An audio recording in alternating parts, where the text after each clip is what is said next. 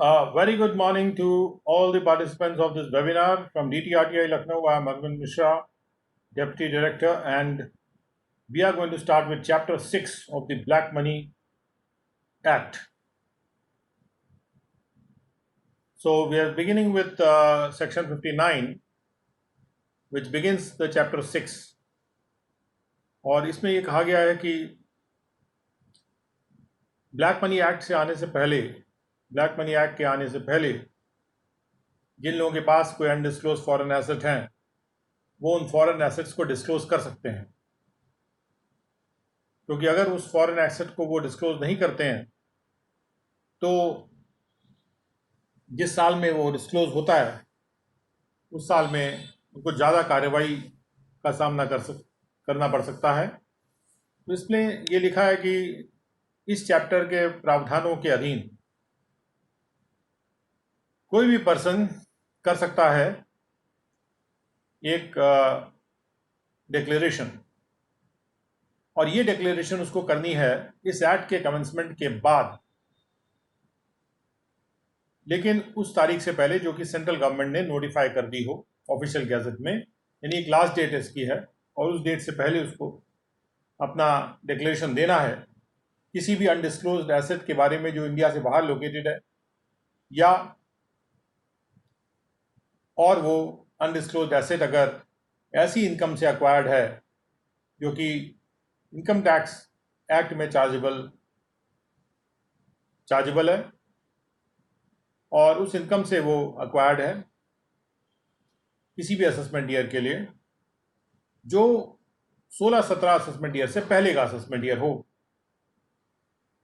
और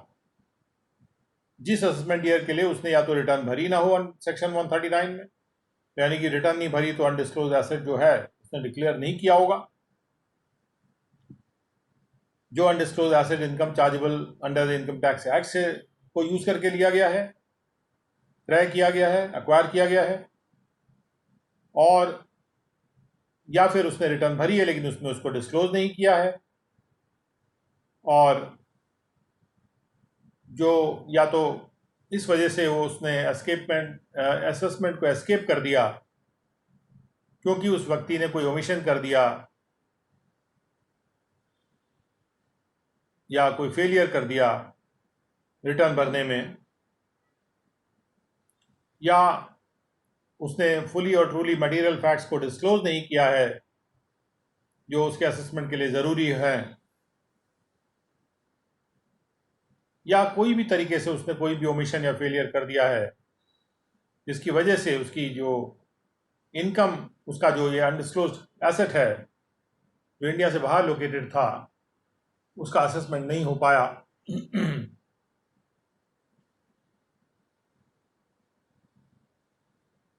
तो ऐसे केस में वो उसके पास ये मौका है कि अभी वो उसको डिस्क्लोज कर सकता है, यानी ये जो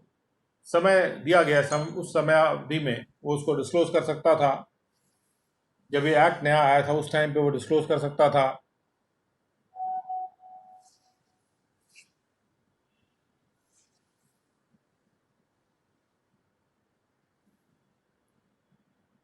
तो ये एक ब्लैक मनी एक्ट जब आया तो उस वक्त मौका दिया गया लोगों को कि भाई जिनके पास अनडिस्क्लोज एसेट्स हैं वो उसका डिस्क्लोजर कर दें, और डिस्क्लोजर करने के बाद वो 30% के रेट पे जो सेक्शन 60 में है कि इनकम टैक्स एक्ट में कुछ भी लिखा हो या किसी और फाइनेंस एक्ट में कुछ भी लिखा हो उसको नज़रअंदाज करते हुए जो undisclosed asset located outside India को आपने डिक्लेयर कर दिया सेक्शन 59 के तहत इस एक्ट के, और वो डिक्लेरेशन आपने within the time specified दे दिया, तो उस अनडिस्क्लोज एसेट की वैल्यू पे 30% का टैक्स लगेगा। जो भी वैल्यू उसकी थी जब एक्ट कमेंस हुआ, यानी जिस तारीख को एक्ट शुरू हुआ, तो 30% टैक्स दे के उस अनडिस्क्लोज एसेट को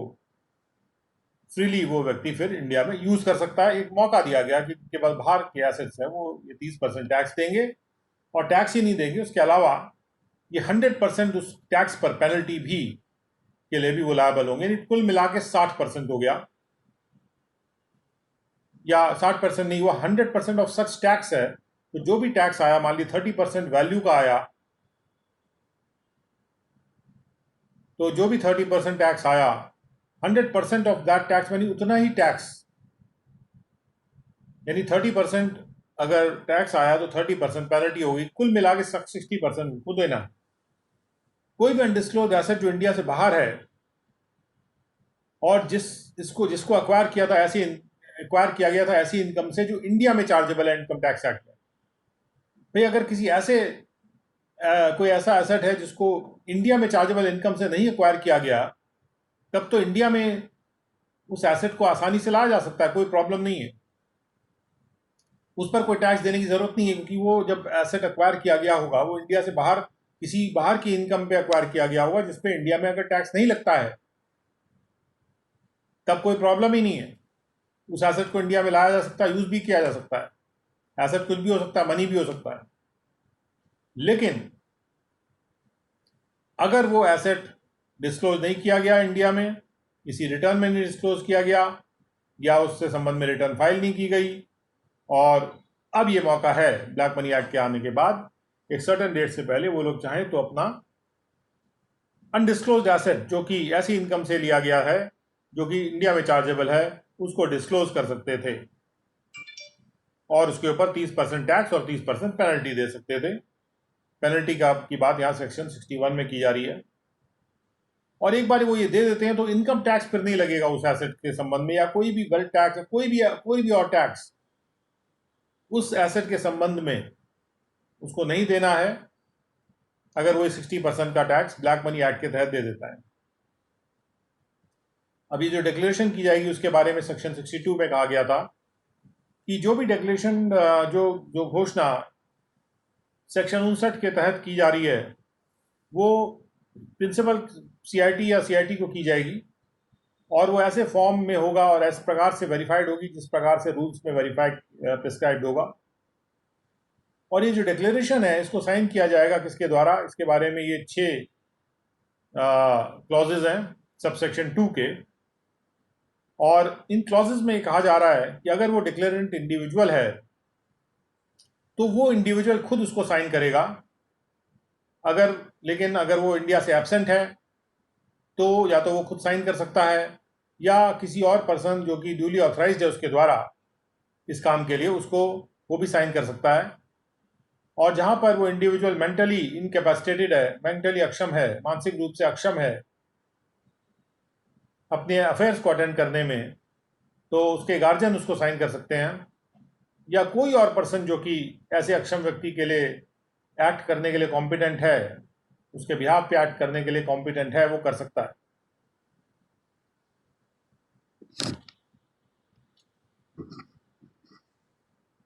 2(2) में अगर वो डिक्लेरेंट हिंदू अनडिवाइडेड फैमिली है तो वो कर्ता उसके साइन कर सकते हैं उस पर डिक्लेरेशन पे, और जहाँ पे कर्ता इंडिया से एब्सेंट हैं या मेंटली इनकैपेसिटेटेड हैं अपने अफेयर्स को अटेंड करने में, तो कोई भी एडल्ट मेंबर जो है ऐसी फैमिली का उसको साइन कर सकता है HUF का। लेकिन जहाँ डिक्लेरेंट कंपनी है तो उस डिक्लेरेशन को उसके मैनेजिंग डायरेक्टर द्वारा साइन किया जाएगा,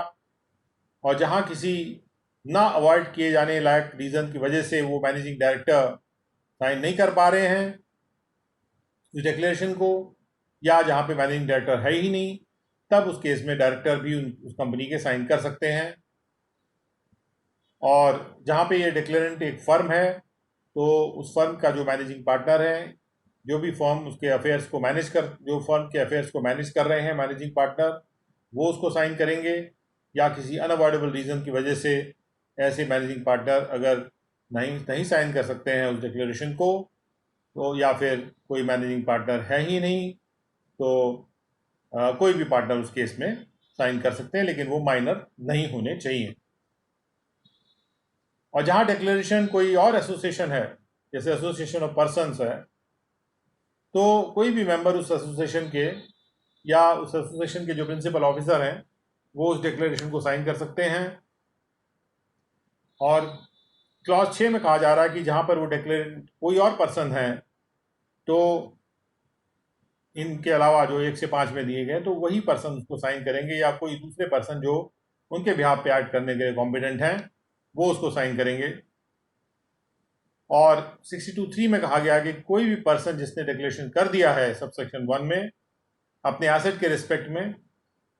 या एक रिप्रेजेंटेटिव असेसी के तौर पे उसने कर दिया है किसी ऐसे एसेट के रिस्पेक्ट में जो किसी और पर्सन का एसेट है,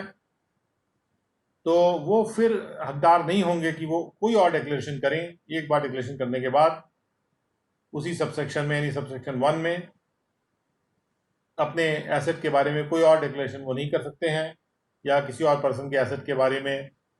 वो कोई और डिक्लेरेशन नहीं कर सकते हैं। और अगर वो कोई और डिक्लेरेशन करते हैं तो वो डिक्लेरेशन जो है वॉइड मान लिया जाएगा। यानी कि कोई भी डिक्लेरेशन एक बार ही एक व्यक्ति एक ही बार डिक्लेरेशन कर सकता है, चाहे वो अपने बिहाफ पे कर रहा हो, चाहे दूसरे के बिहाफ पे कर रहा हो, दूसरे का रिप्रेजेंटेटिव असेसी होकर कर रहा हो। डिक्लेरेशन उसका एक ही होगा, और उसके बाद दूसरा डिक्लेरेशन अगर वो करता है तो वो डीम टू बी वॉइड होगा।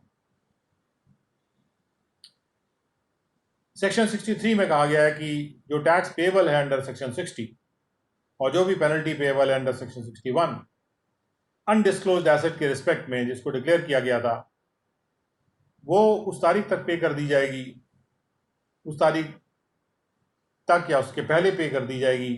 जो तारीख नोटिफाई किया जाएगा सेंट्रल गवर्नमेंट के द्वारा अपने ऑफिशियल गेजेट में। और 63(2) में कहा जा रहा है कि ये वो जो डिक्लेरेंट है वो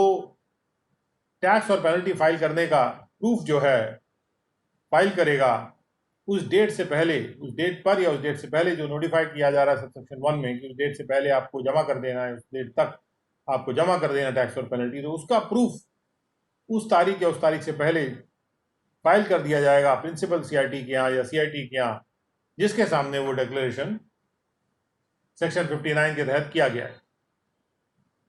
और यदि वो डिक्लेरेंट जो है फेल कर जाता है उस टैक्स को पे करने से उस डिक्लेरेशन के संबंध में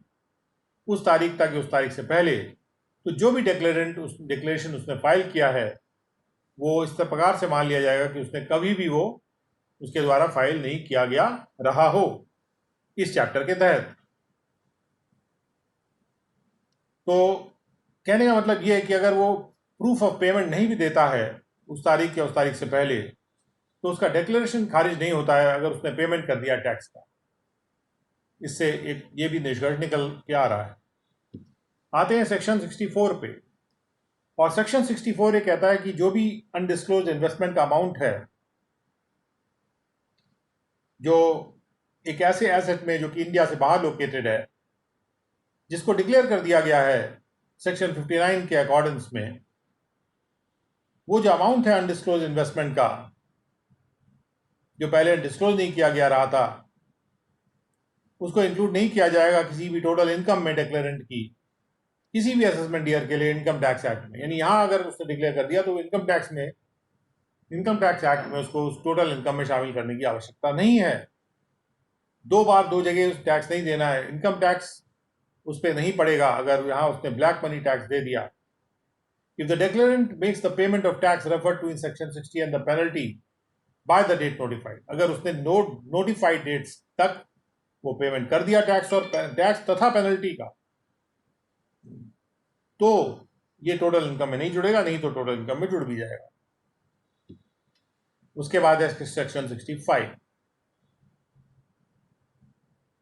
जो अनडिस्क्लोज फॉरेन एसेट है इसको डिक्लेयर किया गया है वो कंप्लीटेड असेसमेंट्स की फाइनलिटी को अफेक्ट नहीं करेगा। कहने का मतलब ये है कि जब हम ब्लैक मनी स्कीम लाए हैं उसके पहले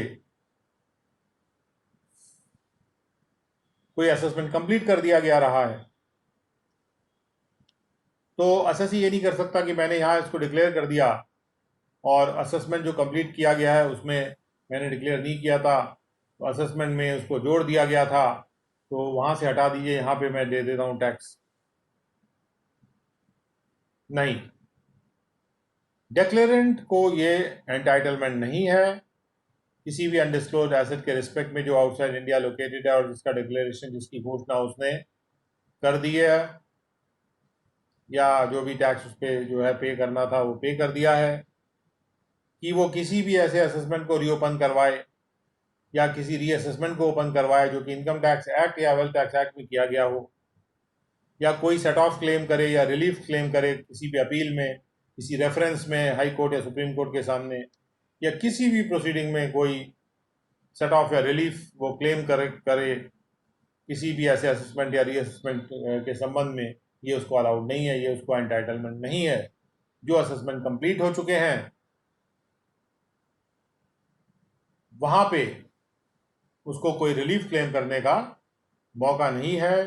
किसी भी अपील लेवल पे, किसी रेफरेंस लेवल पे, या किसी भी और प्रोसीडिंग में भी जो असेसमेंट या रीअसेसमेंट की भी अगर हो रही है,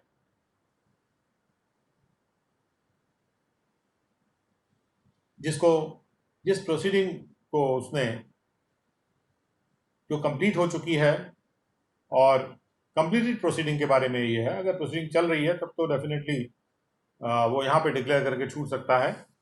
60% पेमेंट करके। लेकिन अगर प्रोसीडिंग कंप्लीट हो गई है तो उसकी फाइनलिटी अगर आ गई है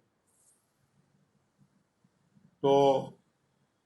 अगर कंप्लीटेड असेसमेंट है और वो अपील लेवल पे गया हुआ है, अपील में कोई रिलीफ इस ग्राउंड पे क्लेम नहीं किया जा सकता कि हमने ब्लैक मनी एक्ट में इस एसेट को डिक्लेयर कर दिया इसलिए यहाँ पे ना माना। कंप्लीटेड असेसमेंट अपील लेवल पे किस प्रकार से फाइनल होते हैं उस पर ब्लैक मनी एक्ट के तहत कोई भी कार्रवाई का कोई असर नहीं होगा, और वो जो कंप्लीटेड असेसमेंट्स अपने फाइनलिटी पे अपील स्टेज में अपने प्रक्रिया के अनुसार पहुंचेंगे, उसमें केवल ये देखा जाएगा कि वो असेसमेंट ठीक था कि नहीं था, बस दैट्स ऑल। और अगर वो असेसमेंट सही है तो वो टैक्स जो भी है वहाँ पे उसको देना पड़ेगा, और भले ही उसने यहाँ डिक्लेयर कर दिया तो डबल टैक्स पड़ रहा है, तो उसको ध्यान रखना है भाई, ऐसा कोई डिक्लेरेशन नहीं करना कि भाई जो ऑलरेडी कंप्लीटेड असेसमेंट में शामिल कर लिया गया उसको वहीं लड़े। अगर उसको लगता है वहाँ पे सक्सीड नहीं करेगा तब उसको यहाँ नहीं फाइल करके बच सकता वो। अगर उसको लगता है वहाँ सक्सीड कर जाएगा तो उसके बाद उसको लगता है कि मैं ब्लैक मनी एक्ट में फंस सकता हूँ, तो उसको फिर ब्लैक मनी एक्ट में उसको रिवील कर दे उस एक्ट उस एसेट को, और वहां पे अपील में छुड़वा ले। सेक्शन 66 कहता है कोई भी tax, any amount of tax जो कि पे कर दिया गया रहा है सेक्शन 60 के तहत, या कोई भी पेनल्टी जो पे कर दी गई है किसी डिक्लेरेशन के परसुएंस में, वो रिफंडेबल नहीं हो। अगर एसएससी ने गलती कर दी, डिक्लेयर कर दिया, असेसमेंट कंप्लीट हो गया, वहां भी वो फंस गया, दोनों जगह टैक्स आ रहा है, no refund will be allowed of any tax और penalty which is paid under the black money act. And obviously income tax act में भी इस तरह का कोई रिफंड का प्रावधान नहीं है कि आपने ब्लैक मनी एक्ट में अगर कोई डिस्क्लोज कर दिया तो उसको हम वहां पे रिफंड कर देंगे, नो। सेक्शन 67 क्या बोलता है? Declaration not admissible in evidence against declarant. कोई भी डिक्लेरेशन कोई करता है तो वो घबराता है कि इसको एविडेंस के रूप में इस्तेमाल कर लिया जाएगा दूसरे किसी प्रावधान में, दूसरे किसी अधिनियम में, और मैं दूसरे अधिनियम के चक्रव्यूह में फंस जाऊंगा। तो उसको, उस व्यक्ति को जो डिक्लेयर कर रहा है ब्लैक मनी एक्ट में कोई भी अनडिस्क्लोज एसेट को या किसी भी अनडिस्क्लोज इनकम को, तो उसको एक रिलीफ के तौर पे ये कहा जा रहा है कि not with standing anything contain in any other law for the time being in force, किसी और लॉ में कुछ भी लिखा हो उसको नजरअंदाज करते हुए कोई भी चीज जो कि डिक्लेरेशन में कंटेन्ड है, nothing contain in any declaration made under section 59 shall be admissible. कोई भी चीज जो डिक्लेरेशन में लिख दी गई है वो एविडेंस के रूप में एडमिसिबल नहीं होगा डिक्लेरेंट के खिलाफ किसी भी प्रोसीडिंग के पर्पज से, जो कि पेनल्टी के इम्पोजिशन की प्रोसीडिंग हो, सिवाय सेक्शन 61 में जो पेनल्टीज एक्ट की बात हो रही है, या प्रोसिक्यूशन के पर्पज से भी वो एविडेंस के रूप में एडमिसिबल नहीं होगा वो डिक्लेरेशन, या तो वेल्थ टैक्स एक्ट में या इनकम टैक्स एक्ट में या फिर फैमा में या कंपनीज एक्ट में या कस्टम्स एक्ट के तहत, कि किसी ने यहाँ डिक्लेरेशन कर दिया तो इनकम टैक्स एक्ट वाले लोग उसको प्रोसिक्यूट करने लगे कि ये तो अनडिस्क्लोज एसेट था, इसने डिस्क्लोज नहीं किया था इनकम टैक्स एक्ट में, वेल्थ टैक्स एक्ट में डिस्क्लोज कर दिया इसने, let us prosecute him. No, they can't do it. एक बार ब्लैक मनी एक्ट में उसने डिस्क्लोज कर दिया, he is free from prosecution, he cannot be prosecuted, he cannot be free from penalty also under income tax act, or any of these acts which are mentioned here.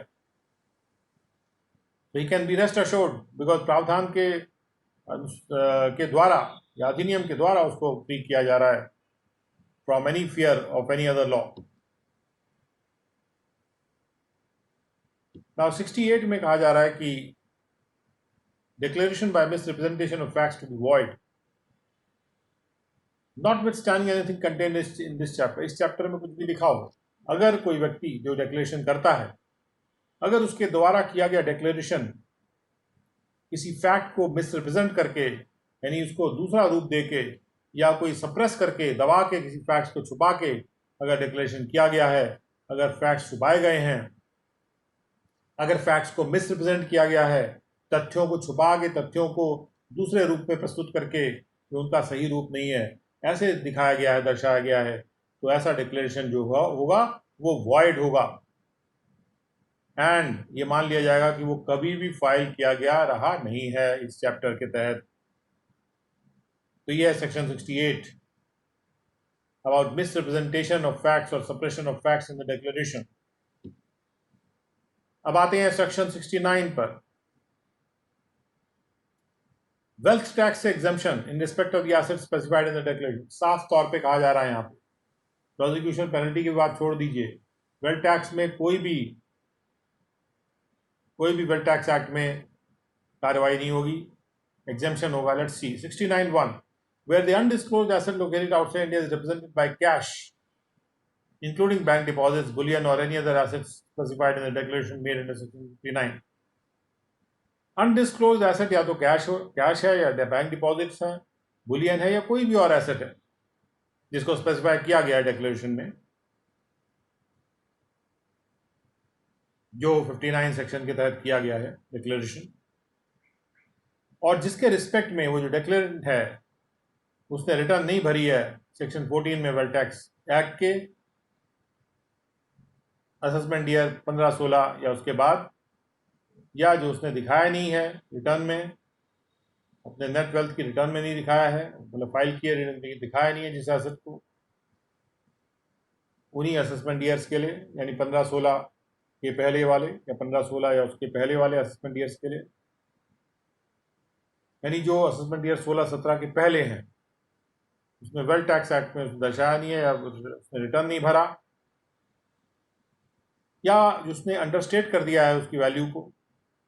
Return of net wealth में जो उसने furnish भी किया था, तो भले ही wealth tax act में कुछ भी लिखा हो या उसके अंतर्गत रूल्स जो भी बनाए गए उसमें कुछ भी लिखा हो, वेल्थ टैक्स नहीं पे किया जाएगा उस डिक्लेरेंट के द्वारा उन एसेट्स के रिस्पेक्ट में जो क्लॉज ए या क्लॉज बी में यहाँ पे मेंशन्ड है, और ऐसे एसेट्स जो हैं वो उसकी नेट वेल्थ में शामिल नहीं होंगे उन असेसमेंट ईयर्स के लिए. और जहाँ तक कि क्लॉज सी का सवाल है, तो जिस अमाउंट से वो जो वैल्यू उसकी जो एसेट्स की जो रेफर की गई है, जो नेट वेल्थ में उसने जो वैल्यू दिखाई है, जिस अमाउंट से उसने अंडरस्टेट किया है नेट वेल्थ की वैल्यू को रिटर्न में, उस हद तक जहाँ तक वो अमाउंट जो है जो वॉलंटरली डिस्क्लोज्ड इनकम है उसको एक्सीड नहीं करती. जो भी उसने वॉलंटरली डिस्क्लोज कर दी है इनकम उसको एक्सीड नहीं करती. जो वॉलंटरली डिस्क्लोज इनकम जो उसने यूटिलाइज किया था उन एसेट्स को एक्वायर करने के लिए जो कि इंडिया से बाहर उसने एक्वायर किए हैं, तो उस हद तक के लिए जब वो एक्सीड नहीं करती उस वॉलंटरी डिस्क्लोज इनकम को, तो वहां तक का जो नेट वेल्थ है वो नेट वेल्थ को कंप्यूट करने में शामिल नहीं होगा. उस डिक्लेरेंट किया उस हद तक की जो इनकम है और नेट वेल्थ को कंप्यूट करने में शामिल नहीं होगी उन असेसमेंट ईयर या असेसमेंट ईयर्स के लिए. लेकिन उसके बियॉन्ड जो भी है जो कि वॉलंटरली उसने डिस्क्लोज नहीं किया, उसके बियॉन्ड अगर कोई अंडरस्टेटमेंट नेट वेल्थ का हो गया है उससे, तो वो नेट वेल्थ टैक्स एक्ट में टैक्सेबल हो जाएगा. कहने का मतलब है कि जिस हद तक ये व्यक्ति ब्लैक मनी एक्ट में डिक्लेयर कर देता है नेट वेल्थ को या उसकी वैल्यू को, उस हद तक वेल्थ टैक्स उस पर फिर नहीं लगेगा, वेल्थ टैक्स से वो फ्री है. और एक्सप्लेनेशन में कहा जा रहा है कि जहां भी कोई डिक्लेरेशन सेक्शन 59 में कोई फर्म करती है, फर्म एज ए पर्सन करती है। तो जो भी एसेट्स रेफर किए जा रहे हैं क्लॉज 1 में, यानी 1 में रेफर किए जा रहे हैं जो ए और बी में है, यानी जो वेल्थ टैक्स में बिल्कुल दिखाई नहीं गए, और द केस में भी the amount refer to in clause 2, या जो क्लॉज 2 में अमाउंट है, यानी जिस हद तक वो वेल्थ टैक्स नहीं पे करना है उसको, जो वॉलंटरली डिस्क्लोज्ड इनकम है। तो जो भी एसेट्स रेफर किए जा रहे हैं क्लॉज 1 में या क्लॉज 2 में, उनको अकाउंट में नहीं लिया जाएगा नेट वेल्थ को कंप्यूट करने में किसी भी फर्म के पार्टनर के केस में भी। मतलब यहाँ पे फर्म का केस है तो वहाँ पे पार्टनर के केस में भी उसको पार्टनर की वेल्थ, नेट वेल्थ कंप्यूट करने के लिए उसको नहीं लिया जाएगा। जो भी उसका इंटरेस्ट है पार्टनर का, उसको तय करने के लिए उस फर्म में, जो कि वेल्थ टैक्स में नॉर्मली हम लोग लेते हैं कि पार्टनर का क्या इंटरेस्ट है उस फर्म में, तो उस केस में पार्टनर को वेल्थ टैक्स उसमें देना पड़ता है। लेकिन अगर ब्लैक मनी एक्ट में कोई एसेट डिक्लेयर कर दिया या जिस हद तक की वैल्यू डिक्लेयर कर दी है उस हद तक की वैल्यू पे ना तो फर्म ना फिर पार्टनर कोई वेल्थ टैक्स देगा। और 69(2) में कहा जा रहा है कि सब सेक्शन 1 के जो प्रावधान है वो नहीं अप्लाई करेंगे जब तक कि जो कंडीशंस 1 और 2 में लिखी गई हैं सेक्शन 63 के, वो फुलफिल की जाए डिक्लेरेंट के द्वारा। तो सेक्शन 63 में 1 और 2 में जो कंडीशंस दी हुई हैं वो फुलफिल किया जाना आवश्यक है। तो उसके लिए 63 1 और 2 वही है कि जो टैक्स और पेनल्टी वो नोटिफाइड डेट से तक या उसके पहले उसके द्वारा दी जानी चाहिए।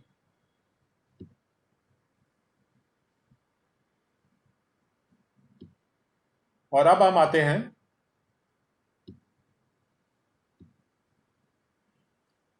सेक्शन 70 पे। सेक्शन 70 ये कहता है कि चैप्टर 15 के जो प्रावधान है इनकम टैक्स एक्ट के, which are relating to the liability in special cases, और जो सेक्शन 189 के प्रावधान है इनकम टैक्स एक्ट के, या जो चैप्टर 5 के प्रावधान है वेल्थ टैक्स एक्ट के, जो स्पेशल केसेस में लायबिलिटी टू असेसमेंट की बात करते हैं, वो अप्लाई करेंगे in relation to proceeding under this chapter जैसे वो अप्लाई करते हैं in relation to proceeding under income tax act या वेल्थ टैक्स एक्ट। तो इसका मतलब ये हुआ कि इनकम टैक्स एक्ट के जो प्रावधान है चैप्टर 15 के, और जो सेक्शन 189 है चैप्टर 15 के, सॉरी इनकम टैक्स एक्ट के, और जो भी चैप्टर 5 के प्रावधान है वेल्थ टैक्स एक्ट के, उनको बोरो करके यहाँ पे रखा जा रहा है। तो ऐसा माना जाना चाहिए जैसे वो सारे प्रावधान जो लायबिलिटी इन स्पेशल केस के बारे में है चैप्टर 15 के या सेक्शन 189 या chapter 5 of the wealth tax act, वो यहाँ पर भी रख दिए गए हैं। तो इसलिए जब हम उस चैप्टर को पढ़ेंगे लायबिलिटी इन स्पेशल केसेस अलग से, तो वहाँ पर हम इन प्रावधानों को डील कर लेंगे और सेक्शन 189 को भी साथ साथ हम लोग वहाँ पे समझ लेंगे। तो इसलिए हम यहाँ पर उसकी चर्चा को इंक्लूड नहीं कर रहे हैं, क्योंकि अभी हम केवल ब्लैक मनी एक्ट पे फोकस करते हैं, और ब्लैक मनी एक्ट में ये प्रावधान है लायबिलिटी इन स्पेशल केसेस के, जब हम वहाँ समझ लेंगे तो वो यहाँ अपने आप ही अप्लाई करेंगे। बस इस बात का ध्यान रखना है कि ये जो प्रावधान है ये यहाँ बोरो कर लिए गए हैं। अब चैप्टर 71 सेक्शन 71 में क्या कहा जा रहा है, इस चैप्टर के प्रावधान नहीं अप्लाई करेंगे। किस किस केस में नहीं अप्लाई करेंगे, कौन से लोगों के लिए नहीं अप्लाई करेंगे? कोई भी पर्सन जो कि जिसके रिस्पेक्ट में डिटेंशन का ऑर्डर यानी उसको बंद करने देने का ऑर्डर कर दिया गया है, कॉफी पोसा जिसको कहते हैं, conservation of foreign exchange and prevention of smuggling activities act, coffee पोसा 1974 में जिस व्यक्ति के खिलाफ डिटेंशन का ऑर्डर कर दिया गया है, उसके लिए ये लागू नहीं है कि वो अपने एसेट्स को यहाँ पर डिक्लेयर करे ब्लैक मनी एक्ट में, बशर्ते ये कि जो डिटेंशन का ऑर्डर है वो एक ऐसा ऑर्डर हो जिसके संबंध में सेक्शन 9 और सेक्शन 12A कॉफी पोसा एक्ट के लगते हों, नहीं लगते हों, और जो डिटेंशन का ऑर्डर रिवोक नहीं किया गया हो, एडवाइजरी बोर्ड के रिपोर्ट पे सेक्शन 8 के तहत उसी एक्ट के, या जो कि उस रिपोर्ट को रिसीव करने से पहले ऑर्डर ऑफ डिटेंशन रिवोक नहीं किया गया हो, अगर तभी वो लगेगा।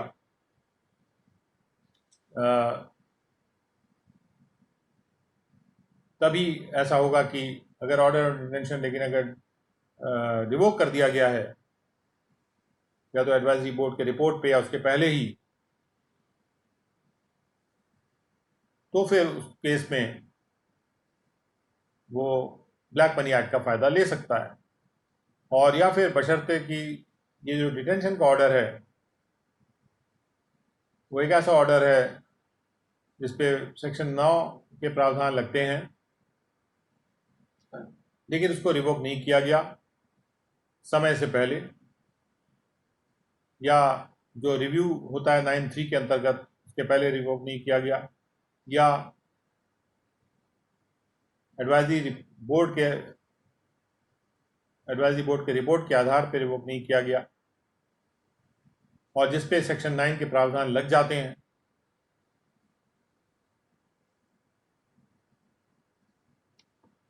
तो अगर ऐसा है कि उसके ऊपर सेक्शन 9 के प्रावधान लग जाते हैं तो उस पर ब्लैक मनी एक्ट फिर लागू नहीं होगा।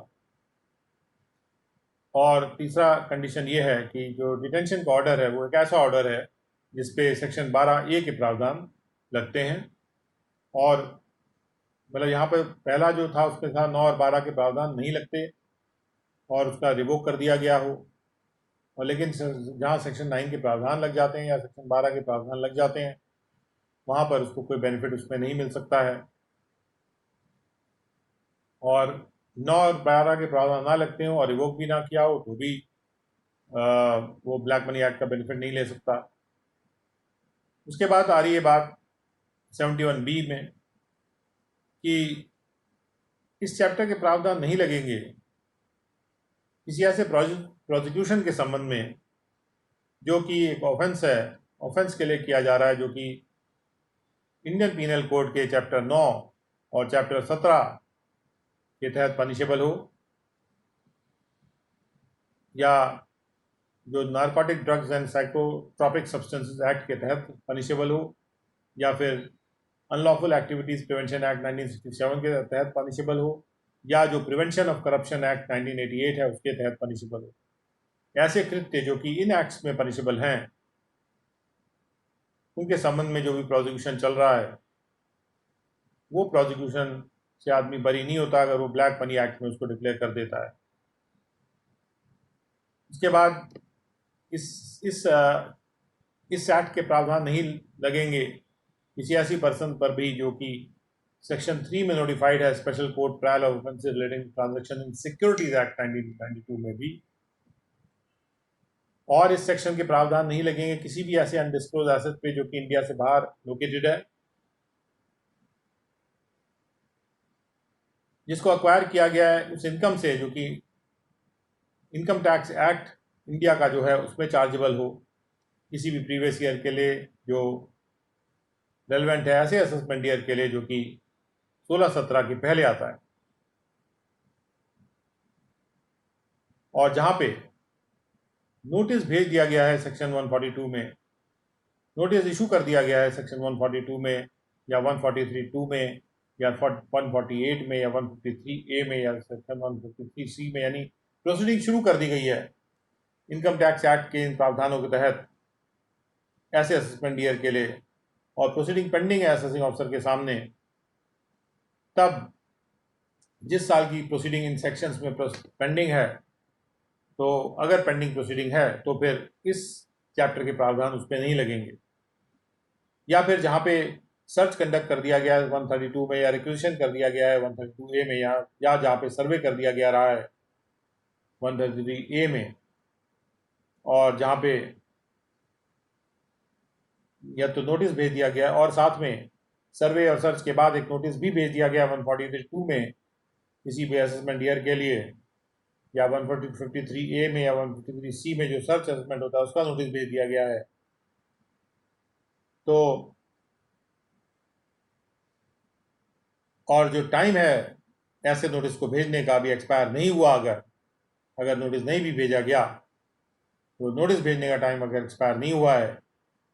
तो भी इस एक्ट के प्रावधान वहाँ पे नहीं लगेंगे। अगर नोटिस भेज भी दिया गया है तो भी नहीं लगेंगे। सर्च या सर्वे के बाद 143(2) का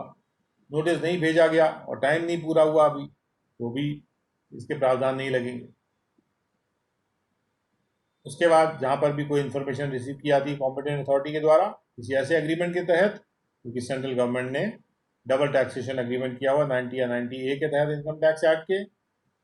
और कोई सूचना अगर इन अनडिस्क्लोज एसेट की रिसीव की जाती है बाहर से तो वहाँ पर भी उसको ब्लैक मनी एक्ट में डिक्लेयर करके बरी नहीं हुआ जा सकता, क्योंकि सरकार की कोशिशों के पर ही वो इन्फॉर्मेशन आई है तो वॉलंटरी डिस्क्लोजर नहीं कर रहा है। और इस सब क्लॉज के पर्पज से एसेट में बैंक अकाउंट भी शामिल हैं,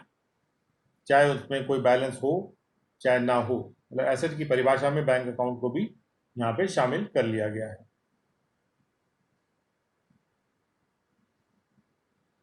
और डाउट्स के रिमूवल के लिए ये डिक्लेयर किया गया है कि save as otherwise expressly provided in the explanation to subsection 1 of section 69, nothing contained in this chapter shall be construed as conferring any benefit, concession or immunity on any person other than the person making the declaration. और 69(1) या के explanation में तो कोई यहाँ पे benefit provide करने की बात की जा रही है वो ठीक है, लेकिन उसके अलावा इस एक्ट से ये अंदाज नहीं लगाया जाना चाहिए, ये नहीं मान लेना चाहिए कि कोई भी बेनिफिट, कंसेशन, इम्यूनिटी किसी ऐसे पर्सन को दी जा रही है जो कि डिक्लेरेंट नहीं है। और जहाँ पर भी कोई डिक्लेरेशन कर दिया गया सेक्शन 59 में लेकिन टैक्स या पेनल्टी का पेमेंट नहीं किया गया जो भी टाइम स्पेसिफाइड था सेक्शन 60 में या 61 में, तो उस एसेट की जो वैल्यू है वो इस एक्ट में चार्जेबल हो जाएगी उस प्रीवियस ईयर में जिसमें वो डिक्लेरेशन किया जाता है। तो ऑटोमेटिकली वो जिस साल में डिक्लेरेशन कर रहा है उस साल में वो चार्ज हो जाएगी और टैक्स उस पर कलेक्ट कर लिया जाएगा। और जहाँ पर भी कोई एसेट एक्वायर किया गया या फिर where any asset has been acquired or made prior to commencement of this act, और इस एक्ट के आने से पहले कोई एसेट अगर बनाया गया या एक्वायर किया गया तो कोई भी डिक्लेरेशन जो किया जाता है ऐसे एसेट के रिस्पेक्ट में, तो कोई अगर नहीं किया जाता ऐसे एसेट के रिस्पेक्ट में कोई डिक्लेरेशन, तो ऐसा एसेट मान लिया जाएगा कि वो एक्वायर या हुआ था उस साल में जिसमें नोटिस सेक्शन 10 का इशू किया जाएगा असेसिंग ऑफिसर के द्वारा, और फिर प्रोविजन इसका इस एक्ट के प्रावधान अकॉर्डिंगली उस पर लग जाएंगे। यानी कि हर व्यक्ति को सोच लेना चाहिए, ये रिमूवल ऑफ डाउट्स के लिए कहा जा रहा है कि अगर कोई एसेट एक्वायर किया गया है या बनाया गया है इस एक्ट के कमेंसमेंट से पहले और उस संबंध में कोई डिक्लेरेशन नहीं किया गया था इस चैप्टर के तहत, यानी ब्लैक मनी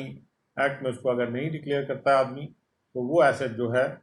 उसके बारे में ये माना जाएगा कि वो उस साल में एक्वायर किया गया, बनाया गया जब उसको नोटिस दिया गया, यानी कि उस केस में उसकी जो मार्केट वैल्यू है वो तब तक बढ़ गई होगी और वो उस पूरे पे ब्लैक मनी एक्ट के तहत वो टैक्स लग जाएगा। और इसके साथ हम लोग चैप्टर 6 को हमने ख़त्म कर लिया है। Will come to chapter 7 from tomorrow in our session of tomorrow, and with that we end this session of today.